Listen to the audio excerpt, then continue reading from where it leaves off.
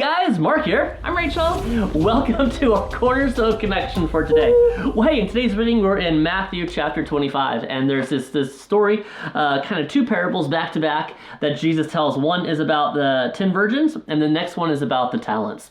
And so in the story of the 10 virgins, you have five of these that have the what is it again? Lamps. Lamps. That's Lamps what it is. with oil. They have lamps. There it They have is. lamps and they have oil. And the other 5, they did not go out and get the oil. And so then the They master didn't bring comes extra back. oil. They didn't bring They it. had their lamps. Didn't bring extra oil. The master comes back, prepared. and the ones who were not prepared ran to go get oil. Out of luck. And this is interesting verse here in verse 12. It says, But he answered, truly I say to you, I do not know you. Watch therefore, for you know neither the day nor the hour. A very clear reference to Christ's return. Mm-hmm. You know, and then there's this story immediately afterwards of the talents and how the master the master gave talents or money to 3 servants, and 2 of the servants returned a profit, and 1 servant buried it in the ground, until the master came back. Nothing. And it's really interesting what he says. He wasn't very nice. He says, but he wasn't very happy. In verse 26, but his master answered him, "You wicked and slothful servant,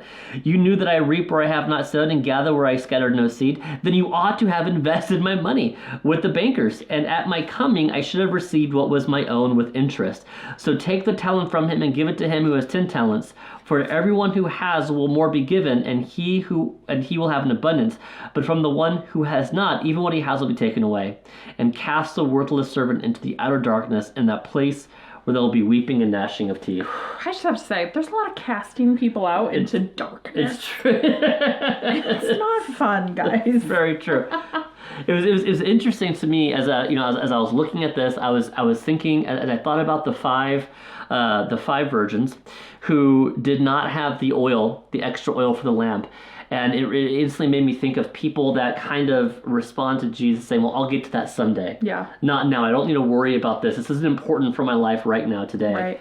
I think sometimes people think like, oh, they'll do that when, I don't know, when they're retired, when they're older, when they're not in their career. Exactly. Or I've heard people say like, oh, it's not really important that kids know about Jesus yet. They've got lots of time. You know what I mean? Like, yeah. That it's just, they're not in this hurry because Christ coming back just feels very far away to some it feels like it should be tomorrow, right? And I think that is a really hard thing is seeing the need to live for Christ today, because we don't know when he's coming back, and it literally could be any time. And the parable says that the door was shut. There was this point in time, and then boom, the door was shut. And it makes me think that we have a set amount of time to respond to Christ. Right. And then that's over, Yeah. The door is shut. Yeah. And that's a kind of a scary thought. I think it can be a little bit if you're not prepared. It kind of reminds me of I don't know if this ever happened to you, but when I was a kid, I have 2 older brothers, and we're all pretty close in age. And there would be times where my mom would leave us at home, and then she'd go to the grocery store, whatever, and then she would come home. We had this, driveway, whatever, and our garage was all the way at the back of the driveway. And so it would be like this thing that as soon as you heard them in the driveway, it was like, run! Ah! Yeah. We turn the TV off, we haven't done any chores, right. Our homework is not done, like things just start flying, people start running. And it was always funny because I had one brother who pretended like he wasn't all whatever, nervous about it, and he would just be like, guys, what? And we'd be like, ah! Mom's coming back the neck! Or so I think in a much larger way, that's kind of, by the time you realize, by the time we know that Christ has come back, it's too late. Absolutely. It's much too late. And I would imagine that, once Christ comes back and the Christians are taken away and the rest of the people are left here, I would imagine the number one thought on a lot of people's heads are going to be, they know exactly where everyone is, and they think back, wait, why didn't I do anything about this? Right. Absolutely.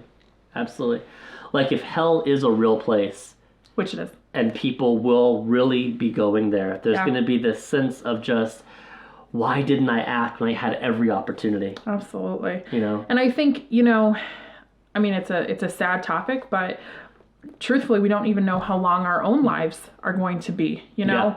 Yeah. And I think, recently I've heard of a lot of people, whether it's people whether it's celebrities that, are, they pass away like just really unexpectedly, and you think, oh my goodness. And fast sometimes. They were young, they weren't sick, like what happened? Yeah. And they're just, gone, and you don't know when that time is.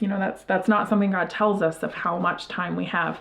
And so I think this verse is really important, that no one knows the hour, and that we need to be ready. Take advantage, even for us, is taking advantage of having spiritual conversations, because not only do we not know our time, but we don't know our neighbor's time. We don't know our, any of that. But it's interesting to me in this chapter. I don't think the order of these parables are a coincidence. It talks about, Matthew here is saying, or Jesus really is saying here, number one, respond to Jesus today. And then number two, once you have responded to Jesus, use what God has given you and make it count. And he has given you something. Everybody. I think that call is still true to us today. Absolutely. Number one, respond to Christ today. Number two, use what God has given you for his glory.